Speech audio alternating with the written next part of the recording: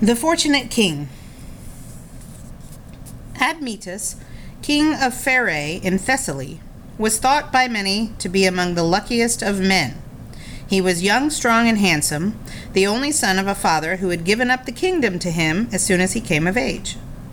Admetus was an affectionate son, and the old people felt proud and pleased that though they had given him all their power, he still paid them every attention which could make their old age a happy one. Nor was this all. The wealth of the king lay largely in his immense flocks and herds, for which he had the good fortune to obtain a marvelous herdsman. Apollo himself had been condemned to spend a year on earth in the form of a servant as a punishment for an offense he had committed in anger against Zeus. He came in this way to Admetus, and since the young king was a just master, the year was a good one for them both. Admetus saw much of his chief herdsman and came to respect him, while Apollo mightily increased the flocks of the king in return for his upright dealing. When the year came to an end, Admetus learned that not only was he a much richer man than before, but he had also acquired a powerful friend and protector. One of the first uses he made of Apollo's friendship was to gain himself a wife whom any prince in Greece would have been proud to marry. Peleus, ruler of another Thessalian kingdom, which he had seized by force from his cousin, had several daughters, but Alcestis was by far the loveliest.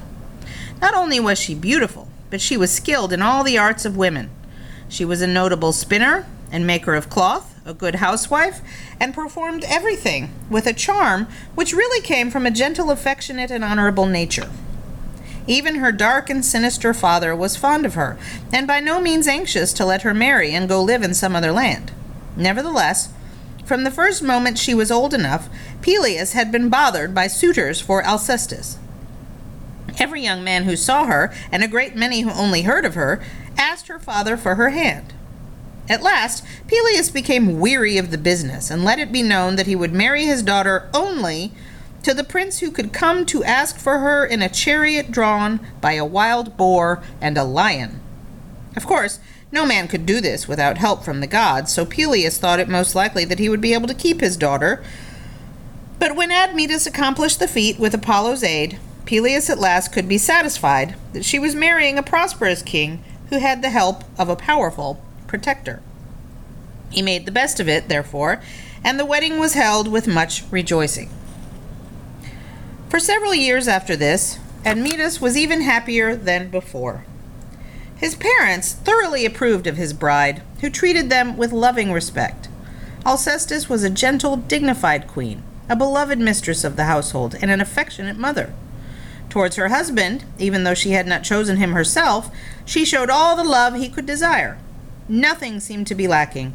Admetus's face was radiant as he moved among his people. Everything he did he enjoyed. Men would mention him in conversation as an example of one who did not know what misfortune meant. Meanwhile, Apollo had not forgotten his friend, and loved to appear in human form from time to time and talk with him. But at last one day he came with a very grave face. "Admetus, my friend," he said seriously, "the fates will spin out lasting happiness for no man. Each must have fortune and misfortune too, and so it is with you. It is decreed that in this very year your luck shall change. Within 12 months it is your fate to die." The fortunate king went pale as ashes. His legs failed beneath him, so that he sat down heavily, his hands limp at his sides. Then in a moment he leapt up and began to beg and implore Apollo. "You are powerful," he said desperately. "Save me from this. I am young, I am strong. No man enjoys life as I do. Why should I die? Life is full and rich for me. I enjoy every moment. Why, they say I even smile in sleep, and my dreams are glad ones. People point at me in the streets. There goes a happy man, they say, and it is true. Why should I die when so many live who are weary of life, who are old, poor, sick, or lonely? Why should I die?" "It is not possible to alter fate," said Apollo gravely. "That is, not entirely. What I could do, I have done. Someone, at least, must die. But I have won for you the promise that if another will die instead of you when the time comes, you may live." And with that hope, the king was forced to be content.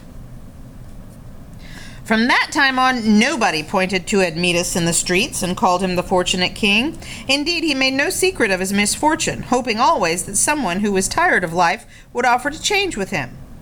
But time went forward and no one came. Other people who had envied his luck did not see why a less happy man should take on his load now that it was his turn to suffer.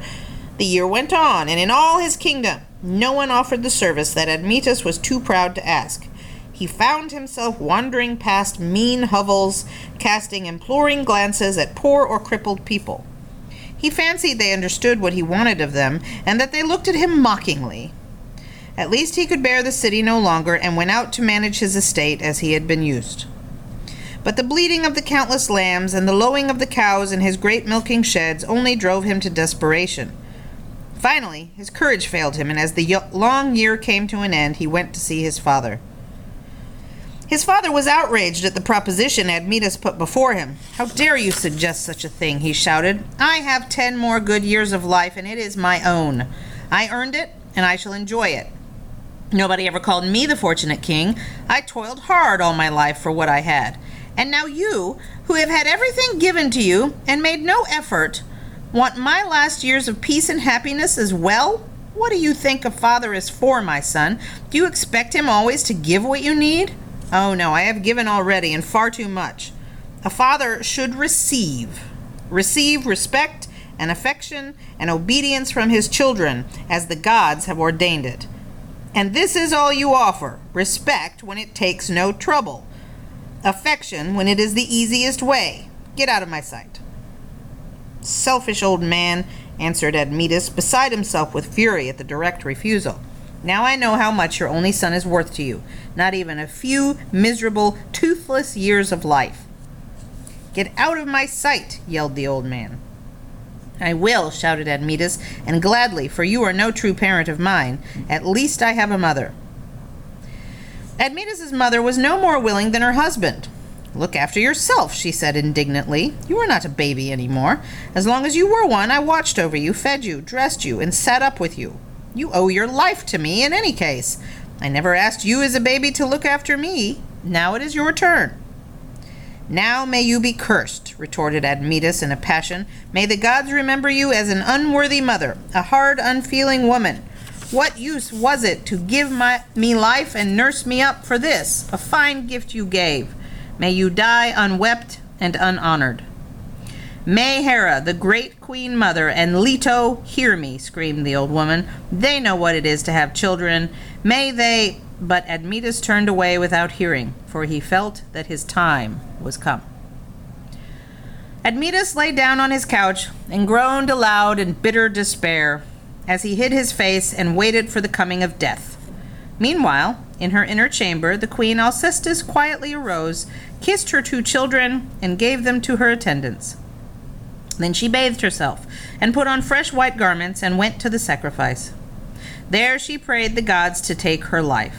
Then as faintness came over her, she lay down on a couch and died quietly, while the groaning Admetus felt health surging back again, and sat suddenly bolt upright. It was the miracle. His luck had saved him. He was not to die. Even as he felt sure of this, he heard wails of women from the inner chamber, and rushing in, beheld the body of his wife. Admetus fell on his knees beside the corpse and kissed it, tears running down his cheeks. It had never occurred to him to ask Alcestis. He loved her, and she was so young. Everybody was so fond of her. She had as much to look forward to as he. There was no possible reason why she should die. Then, as the greatness of the queen's sacrifice became clear to him, he saw for the first time how selfish he had been. Of course he should shoulder his own misfortunes, just like everybody else. What right had he, running to his parents?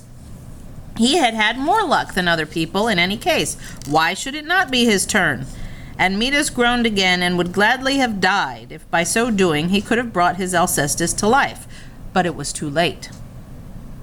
An attendant touched him timidly on the shoulder.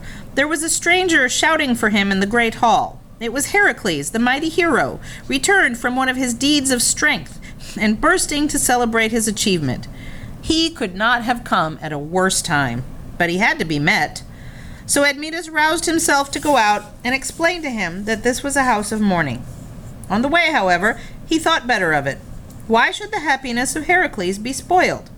Admetus had brought this sorrow on himself, and it was fitting he should bear it alone. He was utterly tired of his own selfishness. He stopped and gave orders to his servants to prepare a feast. He spoke firmly to them, and they went obediently at last, muttering among themselves. Admetus went out to see his guest and made himself smile as he welcomed him. The great good-humored Heracles was not a sensitive man, and just now he was in an excited mood. He noticed nothing curious about Admetus or the servants. He was bent only on having a good time. And Admetus gave him a good time, with wine and song and feasting. There was much laughter and a lot of noise. The disapproving servants, who had loved their mistress far more than they did Admetus, looked as gloomy as they dared. They grouped together in corners, muttering, but for a long time Heracles noticed nothing at all. When finally the revelry was dying down and the excitement was nearly over, Heracles perceived their disapproval and, not liking it, called loudly for more wine. It was brought to him, but with an air of reluctance which made him strike his fist on the table and demand indignantly why they could not serve him better. Admetus was out of the room, and there was no one to restrain the anger of the servants at what was going on. They told him exactly what was the matter in the plainest terms. Heracles was appalled at the trouble he had caused, but he was also touched by Admetus. Never, he felt, had he been entertained in so princely a fashion before. It was like a great prince to put aside his grief and celebrate with a guest even while his beloved wife lay dead within his halls. Heracles questioned the servants as to how long ago the queen had died, for he knew the way to Hades well, and he had a plan.